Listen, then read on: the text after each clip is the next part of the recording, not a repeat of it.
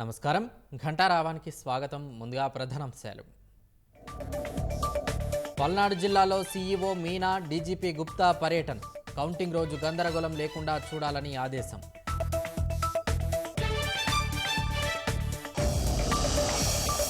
రాజధాని పేరిట విశాఖలో వైకాపా నేతల భారీ అక్రమాలు. సీఎస్ భూదోపిడిపై శ్వేతపత్రం విడుదలకు భాజపా డిమాండ్.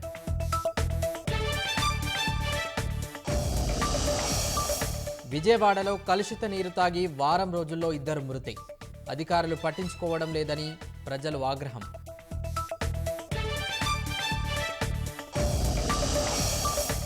ప్రకాశం జిల్లాలో 4 వన్యప్రాణి వేటగాళ్ల అరెస్ట్. 3 ఉడుములు, కారు సీజ్ చేసిన అటవీ అధికారులు.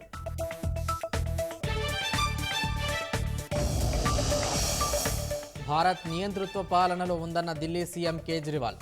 10 ఏళ్ల మోదీ పాలనలో చెప్పుకునేందుకు ఏమీ లేదని విమర్శ.